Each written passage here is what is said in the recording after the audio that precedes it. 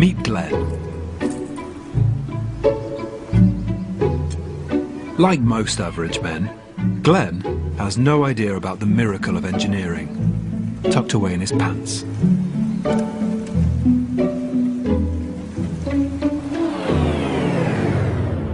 Glenn's testicles, hanging freely to be 3 degrees cooler than the rest of his body, are producing 1,000 sperm with every heartbeat.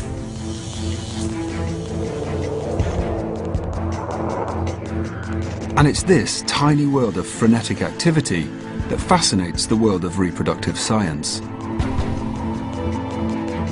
Sperm are really quite unique because they're almost like free-living cells. They almost have a life of their own. They have but one aim, which is to deliver a genetic payload from the male to the female through a really quite complex series of environments, both in the male and the female reproductive tracts. Sperm move all over the place, and they like certain things, they don't like certain things. They're very smart little creatures in a way, and they're a lot of fun to watch in the petri dish because they're constantly in motion. The first thing we asked our experts was quite simple.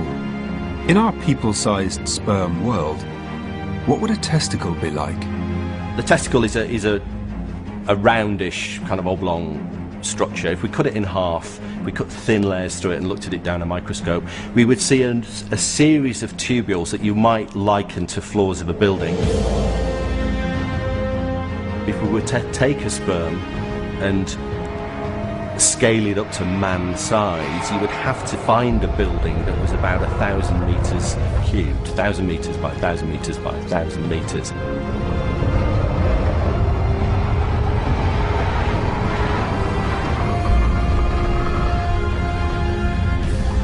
That done, we can go inside.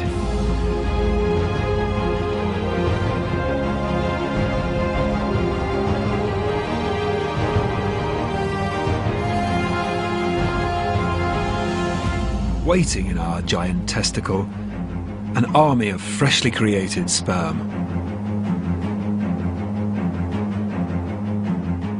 Just like the real thing, our sperm are split by gender, half produce boys and half produce girls.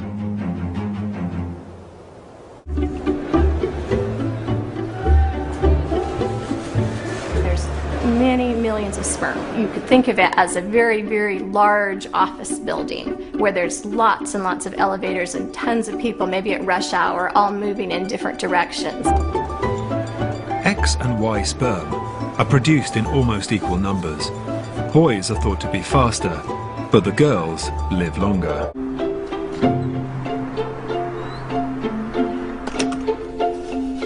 In contrast to the billions of sperm produced continuously in Glenn's body, a woman, like Emily, will produce just 1 egg per month. Reaching it won't be easy. They've got to make their way through a complex series of environments in a kind of warfare. It is warfare. So if conception is a war, this is the theatre of operations. From a sperm's point of view, landing in Emily's vagina is like D-Day. Their first objective, whilst under non-stop attack from the female immune system, is to reach a tiny opening high above them at the back of the vagina. From here, they can enter the cervix. The terrain in the cervix is completely different. This is a dark, treacherous maze of uncharted tunnels. The sperm will need to find a way through to the uterus. One wrong turn, and it's a slow, lonely death. In the uterus, Glenn's sperm will be looking for a doorway just a few sperm head wide in a vast, sterile area, where once again, Emily's elite defense force will be waiting to take them out. Then it's on to meet the egg. Timing is everything. Get there a moment too early, or too late, and you're doomed.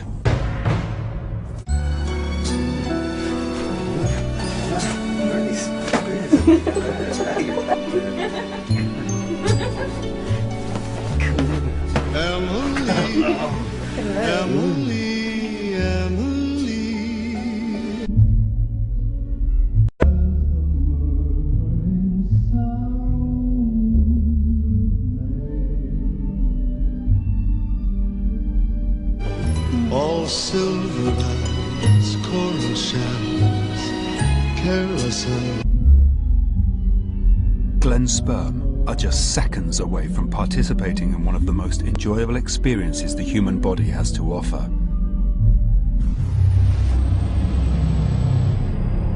But what would it feel like to be propelled along a narrow pipe covering 15 miles in less than 2 seconds, whether you like it or not?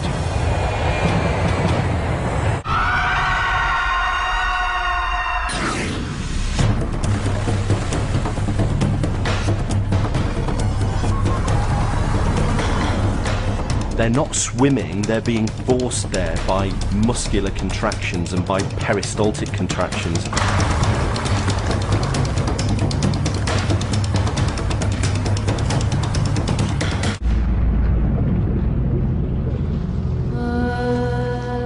"250 million genetic couriers are about to invade Emily's body.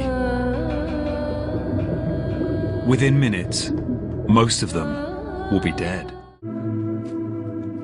Inside an unsuspecting woman, the great sperm race is underway. Our army of sperm, unstoppable by sheer force of numbers, have fought their way through the mountainous terrain of the vagina and squeezed through the tight passageways of the cervix.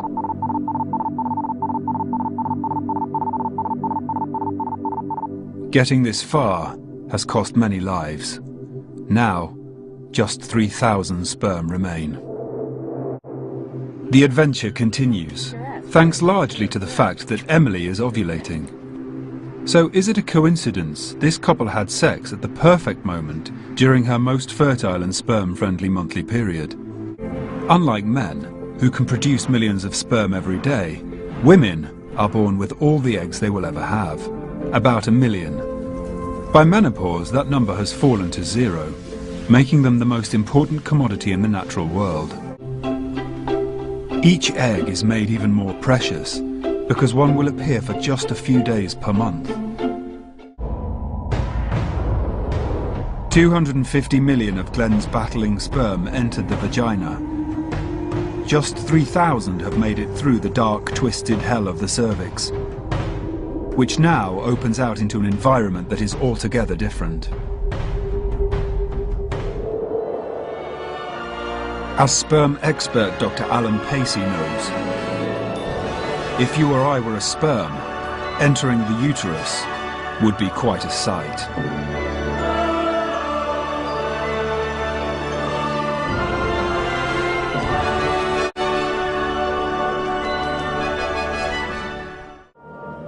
Scaled up to sperm people size, the uterus becomes a large area of open countryside, 2 miles long and around half a mile wide.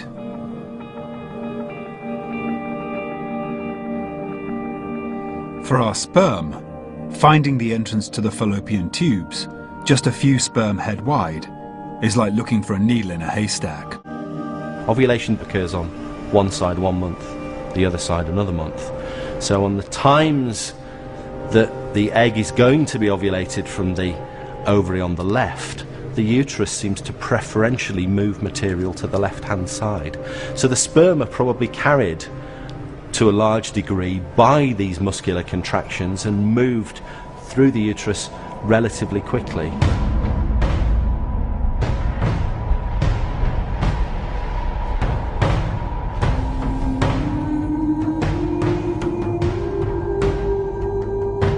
But on this journey, nothing is ever that easy. Once again, Glenn's sperm face utter decimation, as thousands are killed by Emily's immune system.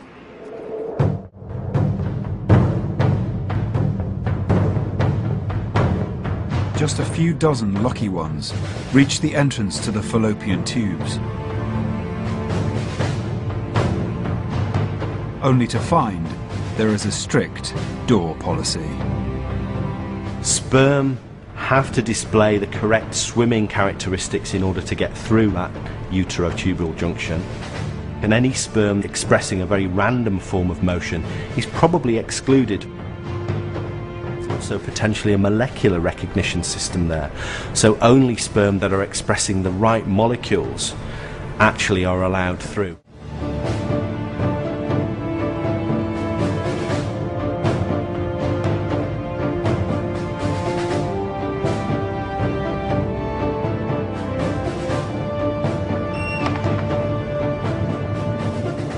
sperm have faced death and destruction in the uterine cavity. The leukocytes have been trying to kill them along the way, and only a lucky few, in comparison to the many millions that are ejaculated initially, actually make it into the fallopian tubes, where finally they get to sperm heaven.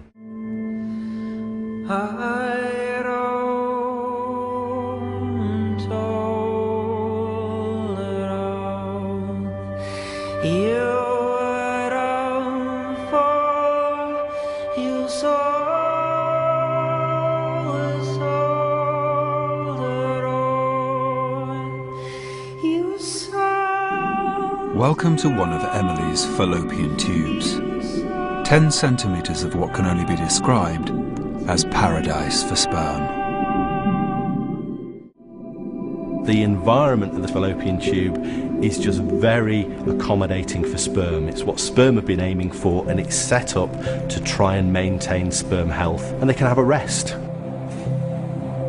It's got nutrients for them, it's got the right pH, it has the right ion concentration. Scientists believe, with no immune system trying to kill them, sperm can blissfully hang around in the fallopian tubes for hours, even days. It's believed sperm wait in the fallopian tubes until they pick up an irresistible scent signal, which intensifies as the egg draws near. One study has shown the scent attracting the sperm smells just like lily-of-the-valley perfume. The egg basically lays out a red carpet and asks the sperm, this way, this is where you want to go, this is the end of your journey. So instead of swimming backwards into the uterus, they head straight up that fallopian tube, right to the egg. And that's how that final step of the sperm race is won. Back in the scaled-up world of our great sperm race, an egg is finally released, making its way towards one end of the fallopian tube. The finish line is tantalizingly close, and from here on in, timing is everything. She has no idea, but Emily could be just minutes away from being pregnant. Beating incredible odds, Glenn's sperm have fought their way through her body and have reached one of her fallopian tubes, where, hopefully, an egg will be waiting. Just single figures have made it this far.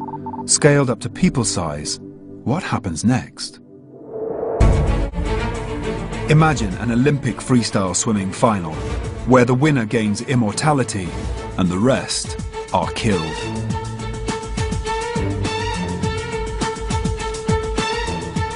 Scent signals released during ovulation will make the sperm hyperactive, giving them the ability to actually fertilize the egg. They are 100% on target.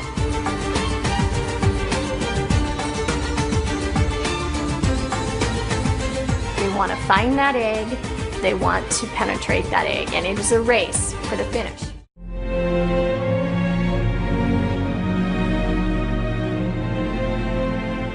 Having arrived hours before the egg, these sperm reach the end of the line, falling into the abyss beyond the fallopian tubes.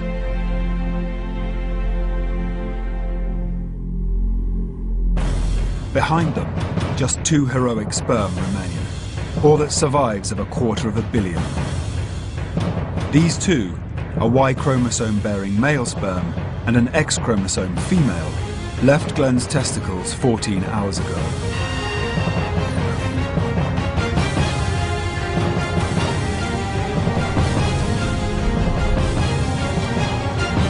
They've endured an incredible journey, and against overwhelming odds, they've got their timing just right.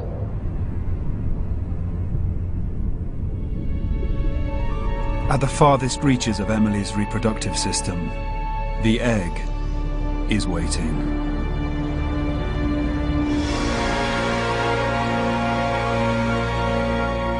If you or I were a sperm, the egg would soar into the sky.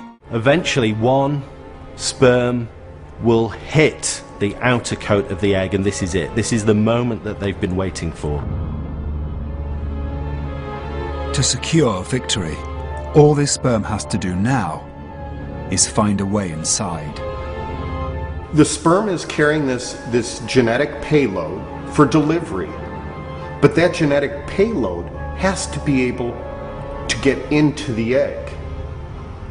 And the way that it gets into the egg is the sperm literally blows its top. Above the head of the sperm, there's kind of a bag of juices, a bag of enzymes that are really important at this stage of the process. By touching an egg, that bag bursts, and those enzymes will facilitate the sperm in finally penetrating through the outer coat of the egg.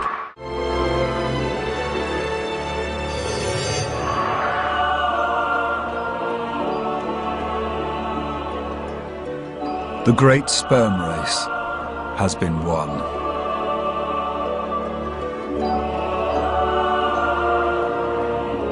The victorious male sperm is instantly devoured as Glenn's genetic information merges with Emily's waiting DNA.